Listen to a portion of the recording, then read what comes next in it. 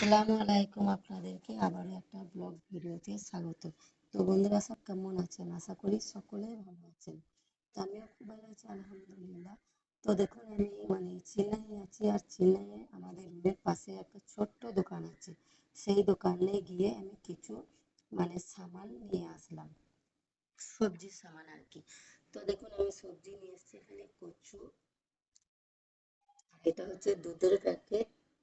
তো ফুলকপি, রুটি, ঢেঁড়স, চা, চিনি, আর ভেন্ডি, আর রয়েছে তোমার অনেক কিছু রয়েছে, দেখতেই তো পেলেন আপনারা।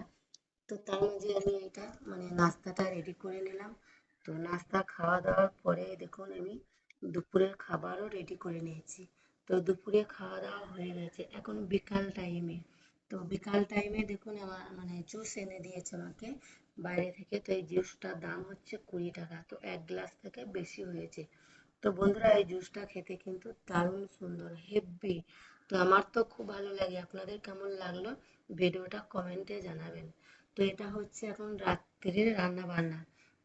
সকালে আমি রান্না করি না, আমি রান্না করি একেবারে রাত্রে। তো এখন আপনাদেরকে তো দেখিয়েছি যে সবজি এনেছি, কচু এনেছি।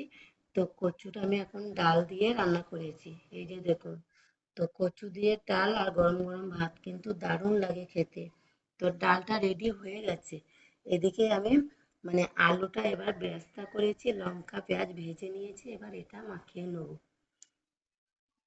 তো বন্ধুরা, এত গরম কি বলবো, এখানে রান্না করতে কিন্তু দারুণ অসুবিধা হচ্ছে এই গরমে, প্রচন্ড অসুবিধা। তবুও সকালে আমি রান্না করিনি, রাত্রে তো রান্না করে খাওয়াতে হবে, তাই না?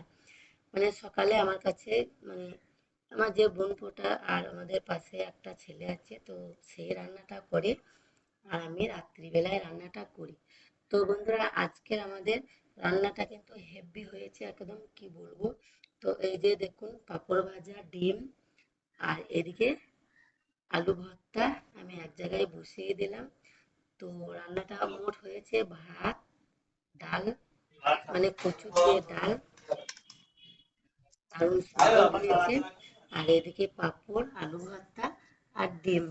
তো এই যে দেখুন থালাটা। তো আপনাদের এই এই খাবার কার কার ভালো লাগে? যদিও ভালো লাগে, অবশ্যই লাইক কমেন্ট শেয়ার করে দেবেন। আল্লাহ হাফেজ।